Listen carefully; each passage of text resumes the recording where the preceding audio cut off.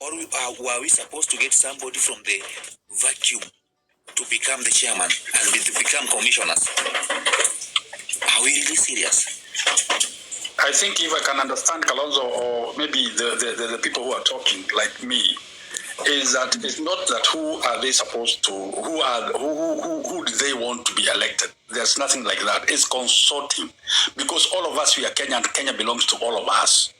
So what's the big deal if they consult Kenyans to know if Samuel, this man? Let me finish, Owen. Owen, hold on. Let him finish, and then you'll come in. Let me finish. Yeah, Kenya is big, and it's for all of us. And when you select 3 people who gonna put us in the like now, everybody is suffering in Kenya.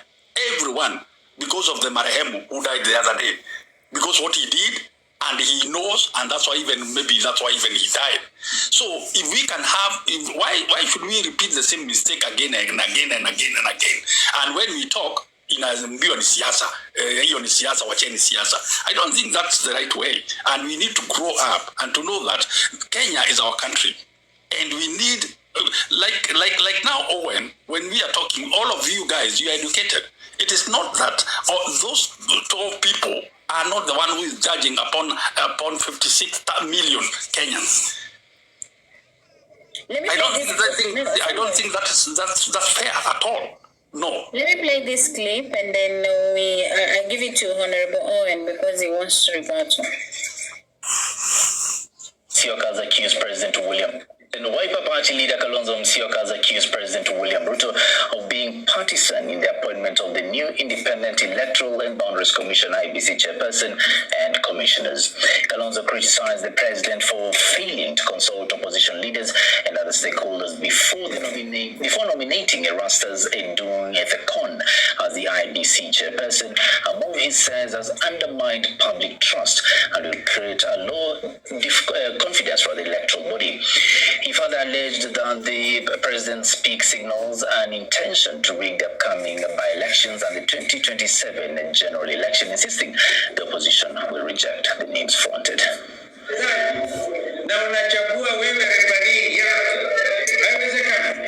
Kwa hivyo mimi nilimwandikia barua William Ruto aje jibu. Sisi tuko tayari. Hata Ruto mwenyewe akijifanya ndiye chairman wa IEBC, Ruto must go.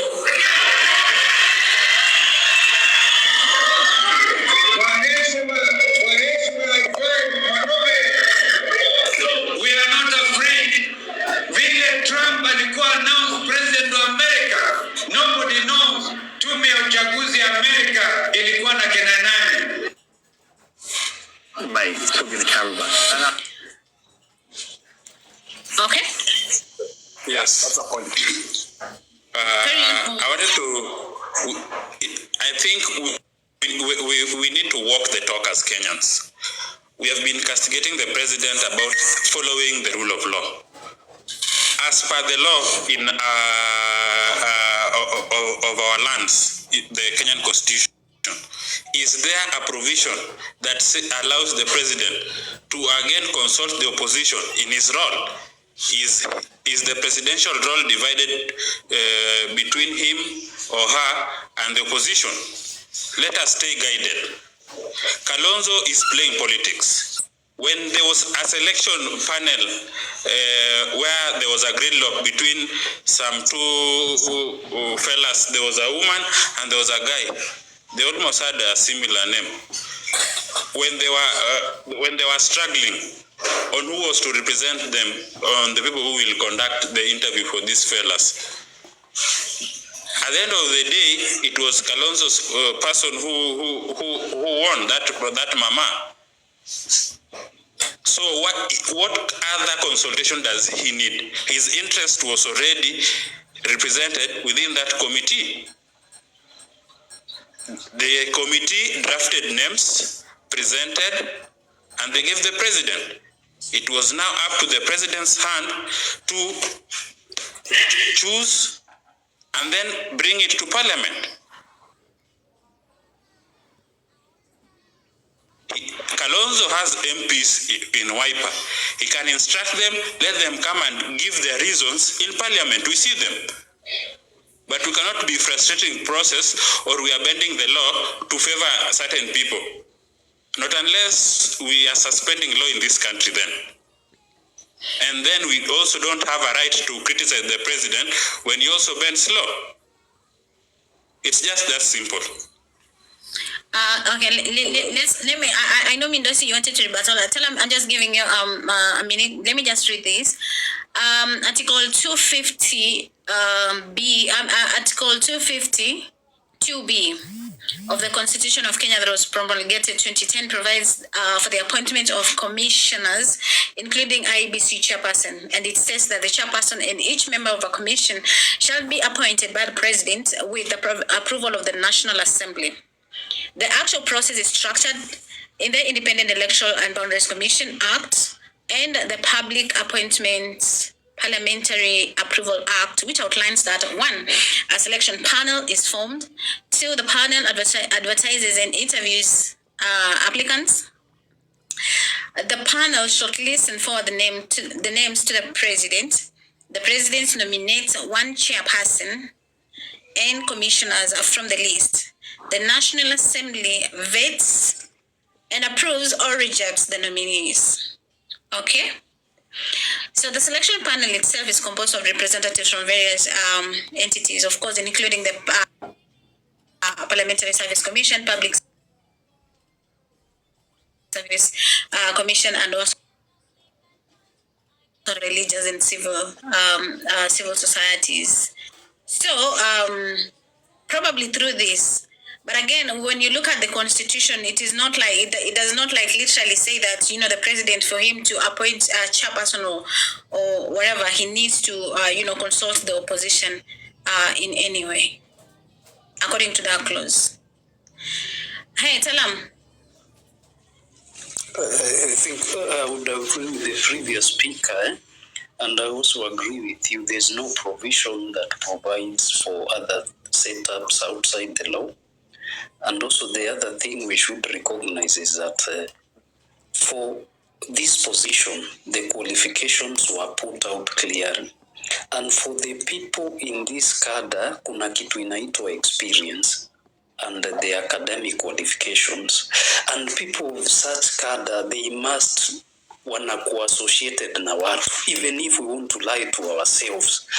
Watu watapata wanajuana maybe na akina Kalonzo, wengine wanajuana na Raila, wengine wanajuana na Ruto at one point or another during exposure, that experience of those people. Now, as Kenyans, we cannot keep on complaining now and then, kila kitu ikifanyika. Kama ni Charles Nyachaya angechukuliwa, we would be here complaining. I would say it's upon now players in the electoral field. They pull up their socks. Number one, tujue kazi ya huyu CEO ni kazi rahisi ya kuhesabu kura akipatiwa. That's a very easy job. That's a very easy job. In fact, it's not a complex job. So the thing is, if there are candidates who are vying for maybe presidency, they enhance their electoral observation groups from the constituency levels. Now, we know we are in the era of technology. What are transmit his results, even I don't see the way a person can rig the upcoming election. If you have a strong team in every polling station, at the end of the day, they can transmit results. So I think Kenyans, as much as I don't support what Kenya Kwanza does, we must stop complaining of everything that happens. And there's no time at IC consultation Kalonzo anapewa. There's no time people will be in agreement 100%. That one we must all acknowledge. So let us move on. Watu wajitayarishe na waanze kuona the bigger picture, because I see the bigger picture is even division of votes.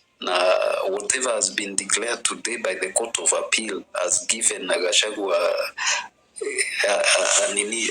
a platform maybe to run for presidency. And inside there, the many candidates we are finding, it could be a plot to divide the votes. But here IEBC, I think if people are careful enough,